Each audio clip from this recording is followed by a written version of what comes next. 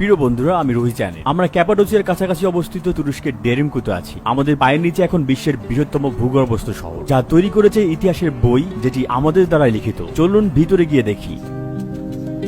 1960 দশকের শুরুতে একজন ব্যক্তি তার বাড়িটি সংস্কার করেছিলেন। যখন তিনি তার দেয়াল ভেঙে ফেলেন, তখন তিনি বুঝতে পারলেন যে এখানে একটি রহস্যময় ঘর আছে, এবং তার পরপরই তিনি টানেলটি দেখতে পান। তারপর তিনি আলো নিয়ে অনুসন্ধান করতে শুরু করেন। অনুসন্ধানের সময় তিনি বুঝতে পেরেছিলেন যে এই সুড়ঙ্গগুলো আরো গভীর। তিনি জানতেন না যে এই জায়গাটি পৃথিবীর সবচেয়ে বড় ভূগর্ভস্থ শহর। এখানে আশ্রয় কেন্দ্র, সরবরাহ কক্ষ আছে। অবশ্যই তাহলে এখানে প্রাণীও ছিল, যেমন ঘোড়া রাখার ঘর, মিশনারি স্কুল, একটি গির্জা, একটি ঘর এবং একটি বড় কবর ঘর। তাহলে এখানকার লোকেরা কিভাবে শ্বাস নিত? এরকম কিছু বায়ু চলাচল স্থান আছে, কিন্তু এটি পুনঃস্থাপন করার সময় বন্ধ ছিল। বলা হয় যে ভূগর্ভস্থ শহরটির ভিতরে 20,000 মানুষ থাকতে পারে। এটি হলো রান্না করার জায়গা। আপনি যে টুকরোটি দেখছেন তা একটি তন্দুরি। তন্দুরি হচ্ছে একটি ঐতিহ্যগত আনাতোলিয়ান মেজে চুল্লি। তারা তাদের রুটি এটায় আটকে রাখত এবং মাংস রান্না করত। অবশ্যই একটি চিমনি আছে যা ধোঁয়া বের করে দেবে। আপনি উপরে দেখেছেন ধোঁয়ার দাগ আছে। চোখের আড়ালে থাকার জন্য লোকেরা রাতে খাবার রান্না করত, কারণ অবশ্যই রাতে ধোঁয়া দেখা যেত না। প্রতিটি পরিবারের নিজস্ব রান্নাঘর ছিল না। তারা সবাই এই জায়গাটিতে একসাথে রান্নার জন্য ব্যবহার করত। এই গর্তগুলো দেখেছেন, তারা তাদের খাবার যেমন বার্লি এবং গম এখানে রাখে। খ্রিস্টাব্দ 30-এর পর যখন যীশু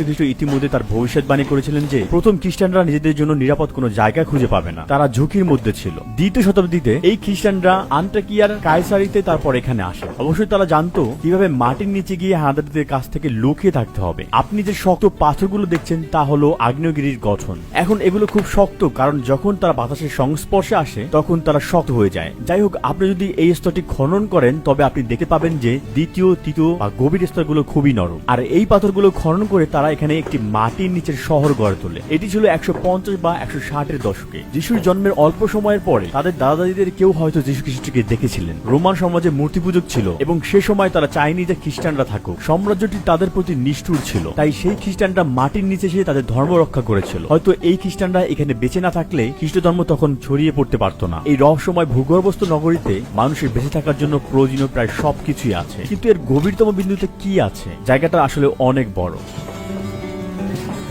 এখানেও একটি বায়ু চলাচলের জন্য গর্ত আছে, কিন্তু পুনরুদ্ধারের সময় এটি বন্ধ ছিল। আসলে অনেক ভূগর্ভস্থ শহর আছে যেগুলো মানুষের লুকিয়ে থাকার জন্য ব্যবহার করত। অনেকে বলে যে এই এলাকায় 150 বা 200টি ভূগর্ভস্থ শহর রয়েছে। এখানে আরো একটি ভূগর্ভস্থ শহর আছে, কায়ামাকলি ভূগর্ভস্থ শহর। আমরা ডেরিমকুতে আছি। বলা হয় যে এই দুটি ভূগর্ভস্থ শহর একে অপরের সাথে যুক্ত। এই 4.2 মাইল বা 7 কিলোমিটার টানেলটি কায়ামাকলির সাথে সংযুক্ত স্থাপন করে। এই টানেলগুলোর সাহায্যে ভূগর্ভস্থ শহরগুলো একে অপরের সাথে সংযুক্ত হয়েছে। আনাতোলিয়ার নিচের শহরগুলোর একটি বিশাল নেটওয়ার্ক রয়েছে। দেখতে পাচ্ছেন এই পাথরটি। যদি কোনো সমস্যা দেখা যায়, কোনো শত্রুর আক্রমণ ঘটে, তখন এই পাথরটি দিয়ে টানেলটি ব্লক করে দেওয়া হয় শত্রু সৈন্যদের এখান দিয়ে চলতে বাধা দেওয়ার জন্য। আমি পরে আবার এই পাথর সম্পর্কে আলোচনা করব। আমরা অবশ্যই এমন জায়গায় যেতে চাই যেখানে সাধারণ পর্যটকরা সহজে যেতে পারে না। আমরা যত বেশি জায়গা দেখেছি তত বেশি এর সম্পর্কে জেনেছি। এখানে তাপমাত্রা প্রায় 68 ডিগ্রি ফারেনহাইট বা 20 ডিগ্রি সেলসিয়াস। গ্রীষ্মে ঠান্ডা, কিন্তু শীতকালে উষ্ণ। চিন্তা করে দেখুন, সেই সময়ে 2য় বা 3য় শতাব্দীতে এখানে মানুষ বসবাস করত। আমরা এখন ফ্ল্যাশ লাইট দিয়ে জায়গাটিকে আলোকিত করে দেখতে পাচ্ছি, কিন্তু তখনকার মানুষরা মোমবাতি দিয়ে অন্ধকার দূর করত। তখনকার পরিবেশ কল্পনা করুন। শত্রুর ভয়ে প্রতিদিন সপ্তাহে দুশ্চিন্তায় কাটত, এবং আমরা এখানে সামান্য আবদ্ধতার অনুভূতি বোধ করি। দেখা যাক এটি আমাদের কোথায় নিয়ে যায়। আসুন এই জায়গাটার ভিডিও করি। আমি ক্যামেরা নিচ্ছি, আমি এবার রেকর্ড করব। অবশ্যই এটি এখন বন্ধ থাকবে। এটি ছিল কায়ামাকলিতে যাওয়ার জন্য 4.3 মাইল টানেলের রাস্তা।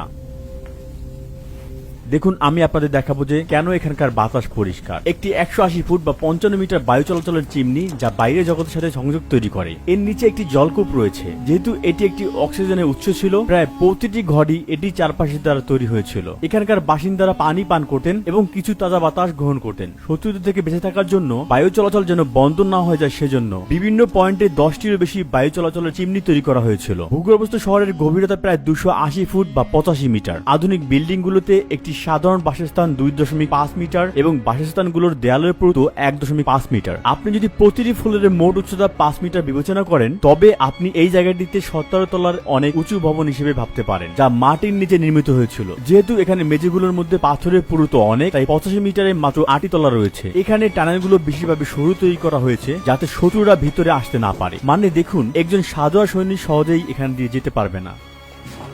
এখানে একটি স্লাইডিং দরজা আছে। এটি পুনরুদ্ধারের সময় মেরামত করা হয়েছিল। শত্রু এলে তারা চতুর্থ তলায় চলে যেত। এই স্লাইডিং দরজাটি স্লাইড করে রাস্তা বন্ধ করে রাখা হতো যাতে শত্রুরা নিচের দিকে যেতে না পারে। এটি একটি 660 পাউন্ড বা 300 কিলোগ্রামের দরজা এবং এটির এখানে একটি ছিদ্র রয়েছে।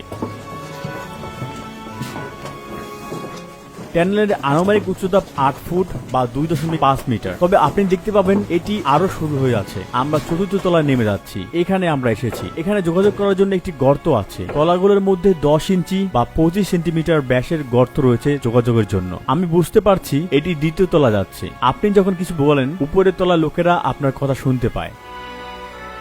এখন আমরা একটি দীর্ঘ টানেলের মধ্যে দিয়ে যাব বা 7 তলায় বা আরেকবার বললে -7 তলায়। এখানে সাবধানে হাঁটা উচিত যাতে আমরা পড়ে না যাই। আপনারা এখানে ছোট ছোট রুম দেখছেন আর একটি স্লাইডিং দরজাও আছে। আমি একটা জিনিস দেখাতে চাই, এখানে একটি ছোট ঘর আছে। তারা এই ভারী দরজাটি পিছন থেকে ধাক্কা দেয় এবং চতুর্থ তলা থেকে সপ্তম তলায় কাউকে যেতে না দেওয়ার জন্য টানেলটি বন্ধ করে দেয়। এখানে ফাস্ট চ্যানেলও আছে। শত্রু সৈন্যরা প্রবেশ করলে এই সুড়ঙ্গ দিয়ে যাবে, কিন্তু এই সুড়ঙ্গের শেষ প্রান্তে কিছু নেই। তখন সেনারা এখানে প্রাণ হারায়। যখন তারা এখানে বাসভবনে প্রবেশ করে তারা পিছনে স্লাইডিং দরজাটি বন্ধ করে দেয়। ঠিক এভাবেই সৈন্যদের নির্মূল করে। আজও একটি সাধারণ পাতাল রেল নির্মাণে 4 থেকে 5 বছর সময় লাগে। 1800 বছর আগে যখন আধুনিক যন্ত্রপাতি ছিল না এবং বিদ্যুৎও ছিল না, কিভাবে এই জায়গা নির্মিত হয়েছিল? শুধু খননের জন্য হাজার হাজার শ্রমিকের প্রয়োজন। ভূগর্ভ থেকে তোলা বালি এবং পাথরের মোট ওজন অনুমান করা হয় 5 মিলিয়ন টনেরও বেশি। এখন আমরা 7 তলায় আছি। এখানে একটি গির্জা আছে। দেখুন এখানে ক্রস আছে। এছাড়াও এই স্থানটি ক্রস আকারে ডিজাইন করা হয়েছে। ক্রসের লম্বা হাত আছে এবং ছোট হাত আছে। তারা এখানে শুধু প্রার্থনাই করেনি, এখানে গোপন বৈঠকও করেছিল। সেই মানুষদের কল্পনা করুন, তারা বাইরে যেতে ভয় পেত। তারা এখানে মোমবাতির আলোতে প্রার্থনা করত। দিনের আলো না দেখে খ্রিস্টানরা এখানে কতদিন অবস্থান করেছিল। তারা একে অপরের সাথে খুব ঘনিষ্ঠ ছিল, কারণ তারা এখানে অনেক দিন কাটিয়েছে অন্য বাইরে কাউকে না দেখেই। এই তলা একটি কবর ঘরও রয়েছে। আপনি যে সুড়ঙ্গটি দেখেছেন সেটি কবরস্থানে যাওয়ার জন্য। এটাই হয়তো এই জায়গার সবচেয়ে গুরুত্বপূর্ণ অংশ। কয়েক শতাব্দী আগেও এখানে লাশ পড়েছিল। এখানকার লাশের কথা ভেবে দেখুন। পারলে কল্পনা করুন আপনি সেই সময় এখানে ছিলেন। হয়তো আপনি আপনার পরিবারে একজনকে সদস্য হারিয়েছেন এবং আপনি তার লাশ এখানে নিয়ে যাচ্ছেন। বেশ সরু একটি টানেল। প্রাকৃতিক স্বাভাবিক নিয়মেই মানুষ হয়তো মারা যেত, তার মৃতদেহ সহজেই পচন ধরে। তাই মৃতদেহের দুর্গন্ধ বন্ধ করার জন্য তারা এখানে কবর দিত। তারা রাসায়নিক দিয়ে দুর্গন্ধ করত। তারা মৃতদেহ পোড়াতে পারত না, কারণ ধোয়া যাওয়ার জায়গা নেই।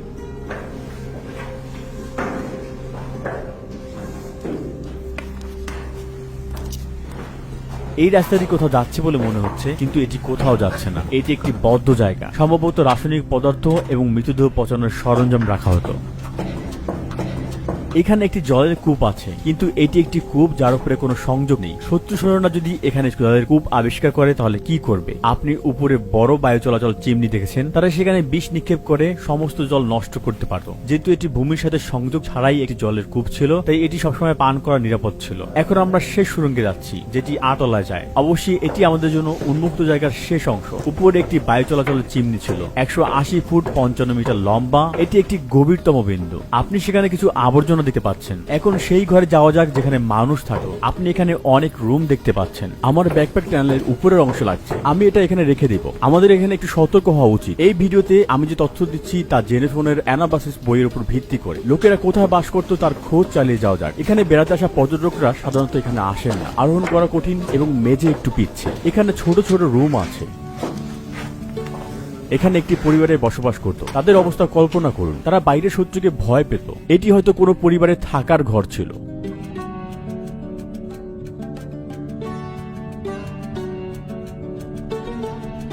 এখানে আরেকটি ছোট টানেল আছে। এটা কোথায় যাচ্ছে?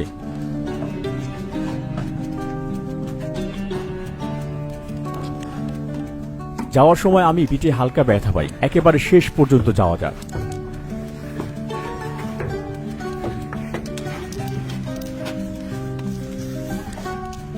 এটা বন্ধ।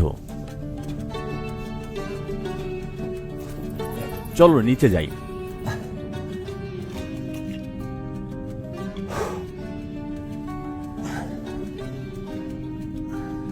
এটা গভীরতম ভূগর্ভস্থ শহর হওয়ায় সমগ্র বিশ্বের দৃষ্টি এখন এখানে। সারা বিশ্বের প্রত্ন তত্ত্ববিদরা এখানে গবেষণার জন্য আসেন। এখানে একটি বিশাল দরজা আছে। আপনি এই গর্তটি দেখেছেন? দরজা বন্ধ করার পর দরজার পিছনে কি আছে তা দেখার জন্য অথবা তীর নিক্ষেপ বা বর্ষা নিক্ষেপের জন্য ব্যবহৃত হতো। আমরা এখন খামারের জায়গায় আছি। এখানে পশু পাখি থাকতো। এগুলো ছোট গর্ত যেখানে পশুদের দড়ি দিয়ে বেঁধে রাখা হতো। তারা এখানে তাদের পশু বেঁধে রাখতো। এগুলো এমন জায়গা যেখানে প্রাণীরা জল খেত বা পান করত এবং এখানে তাদের খাবারের পাত্র আছে।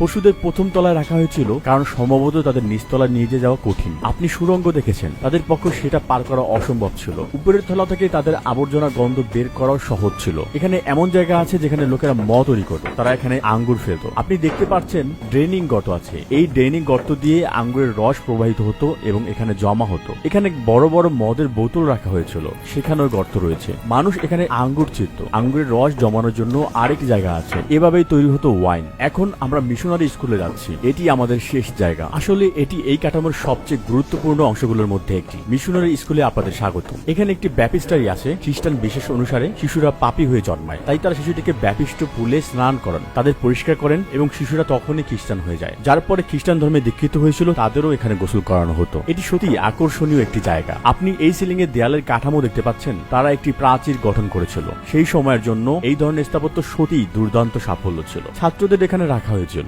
হয়তো এখানে একটি টেবিল ছিল এবং তারা সেই টেবিলে তাদের পড়াশোনা চালিয়ে যেত। এখানে তারা সে সময় সিঁড়ি বেয়ে উপরে উঠে ধর্ম প্রচার করত। এখানে তারা বক্তৃতা দিতেন। এই মিশনারি স্কুলে শিক্ষিত লোকেরা বহির্বিশ্বে খ্রিস্ট ধর্ম প্রচারের চেষ্টা করত। পড়াশোনার ঘর রয়েছে। ছাত্ররা সম্ভবত এখানে তাদের ক্লাস করত। আপনারা যে জায়গাগুলো দেখেছেন সেগুলো হলো সেই জায়গা যেখানে আমরা শুধুমাত্র বিশেষ অনুমতির মাধ্যমে প্রবেশ করতে পারি। এর মাত্র 10% ভ্রমণ করা যায়। অন্য কিছু অংশে গবেষণা চলতে থাকে এবং প্রবেশের অনুমতি নেই।